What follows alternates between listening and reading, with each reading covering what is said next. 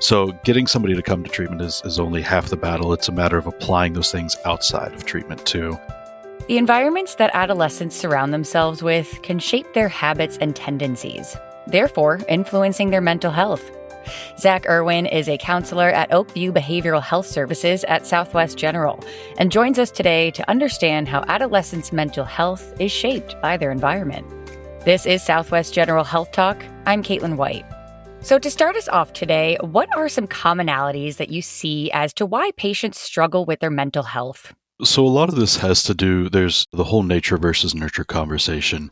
And a lot of this has to do with, well, the nurture side of this would be the socioeconomic factors that play in people's environments, the settings that they're in, the households that they live in, the people who they're around and the relationships they have. The nature part of this being that there is a lot of genetic links that we've discovered to a lot of different mental health disorders, such as mood disorders, depression, anxiety, bipolar disorder, schizophrenia has genetic links, as well as many others.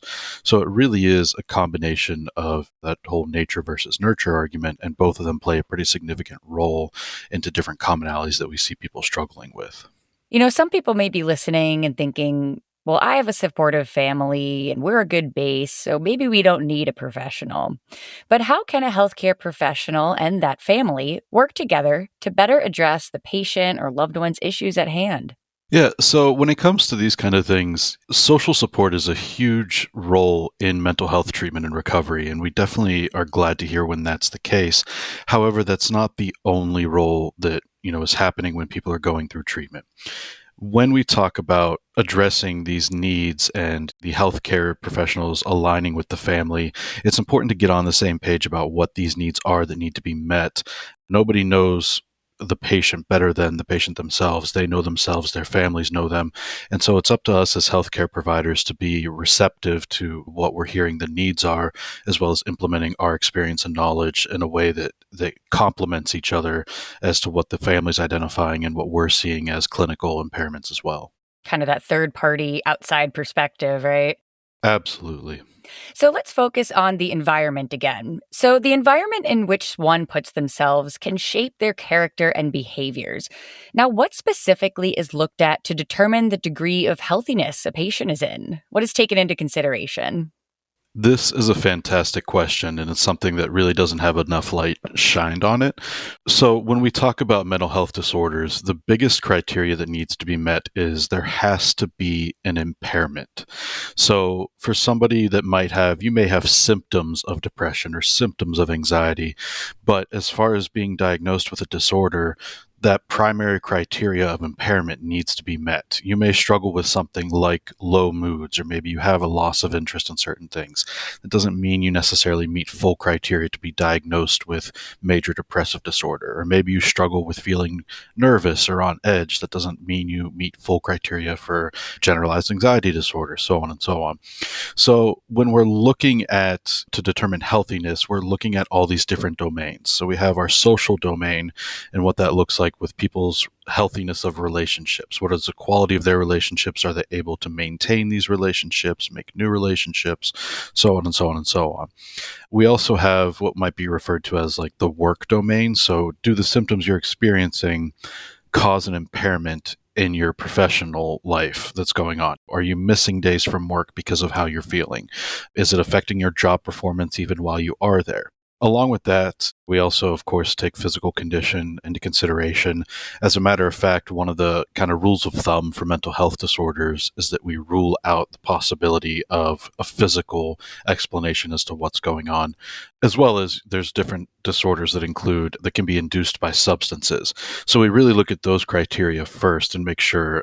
Just as an example, somebody could be having a side effect to a medication, let's say hallucinating, for example. If we were to jump to conclusions and say, oh, that person's hallucinating, they must be suffering from something along the lines of schizophrenia or severe depression or XYZ. Step one is making sure, okay, well, You say you started this new medication 2 months ago and the hallucinations didn't start until after that medication. Let's have you checked out by a medical professional prior to pursuing the mental health route and making sure that it may not be due to something like that.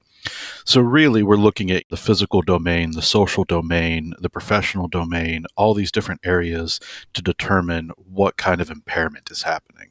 Now, if we're looking at an adolescent, of course, schooling comes up in the conversation. So, how can a healthcare institution include schools in the process of assisting an adolescent struggling with a mental health disorder?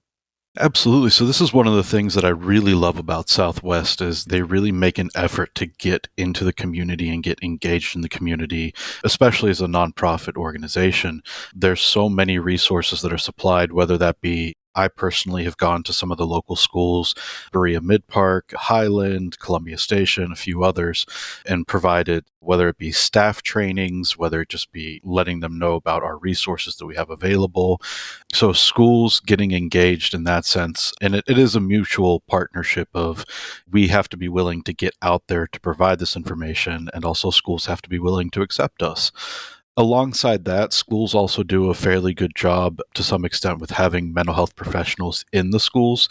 You'll find that a lot of schools will have contracts with community based agencies to have different therapists or different providers that provide school based therapy, which that's a whole other conversation, but it does have its place. Well, let's talk about what happens at home. Once we're away from the providers and these resources, what recommendations can be made to parents or loved ones on how to handle a home life with a patient struggling with a mental health disorder? Again, another fantastic question. Treatment is only part of the battle. I like to take our groups, for example. For our adolescent program, we have a 3 day a week group that runs for 3 hours each day. So, with that being said, in the grand scheme of things, that's only 5% roughly of their time that they're spending in the group receiving treatment from a professional. That leaves 95% of their time, whether that be at home, at school, with friends, so on and so on. So getting somebody to come to treatment is only half the battle. It's a matter of applying those things outside of treatment too. For parents and loved ones, the first thing that I always recommend to people is learn the lingo. We want to be using common terms, especially if you've not experienced depression, anxiety, other disorders. It can be really, really hard to understand and relate to those if it's not something you've been through. They're very experiential in nature, regardless of whatever knowledge you may have about it. So being open and being receptive to understanding what the other person is going through, as well as learning the terminology, or even if you don't have to use all the fancy clinical terms, we call it speaking a common language. If you guys can come up with words that you agree on, that you understand represent certain things, and then using those words in practice to let each other know, hey, I'm really struggling with this today. We just want to make sure we're on the same page as to what we're saying. There's something related to this called spoon theory, which has been around for a little while right now, but it's in reference to how we wake up each day with a finite amount of energy, and sometimes, or not sometimes, depression actually can really cause that fatigue, cause that tiredness, cause that feeling of being drained. And again, if you've not experienced that, it's hard to relate to. So there's this concept of spoon theory introduced that relates to that finite energy. You have X number of spoons when you wake up in the morning, and certain activities give spoons back to you. Certain activities use spoons up. Certain activities has no net exchange between them. And so parents and children have started using this in some places and saying, hey, I'm running low on spoons today, and a parent will understand what that means. So really just speaking that same language is the number one thing to get on the same page about. I love that. I had a friend introduce me to that recently, and it was really kind of opened my eyes to what she was going through. So thank you for providing that. Well, shifting the conversation now to chemical substances. You mentioned this earlier. Why do people continue to depend on chemical substances when, according to Truth Initiative reports, users are 2.4 times more likely to have a diagnosis of depression and furthermore create other disorders such as ADHD and hinder the development of the body and brain? So, when it comes to substance use, this is something that's been evolving over time, and especially in recent history. We used to look at things through what might be called the 12-step model, which those are all your A groups, the AA, the NA, the OA, so on and so on. More recently, we've kind of transitioned the way that we looked at substance use as far as a disorder. And what's been developed now is called the disease model of addiction, which looks at addiction as an illness rather than the 12-step model would be more indicative that it's a choice. And so through this, they've actually discovered that there is a genetic component to these things, and they've been able to identify the gene related to addiction. And so there are people that, if you don't have this gene in your body, you don't have the ability to become addicted to things, versus where if you do, it's not about the substance or behavioral addictions or process addictions, as we call them too. It's not specifically about any one in particular. It's that you have the ability to become addicted. And so that can start really with anything. Like I said, there's those behavioral or process addictions, as some call them.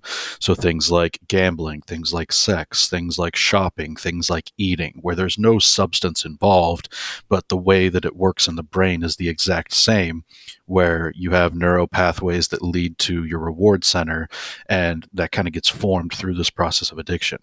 So alongside that, for those that don't fall into the category of struggling with addiction, because you can abuse substances without being addicted to substances, there's the other half of this they are negative coping skills. It'd be foolish not to acknowledge that people do identify positives of using these negative coping skills.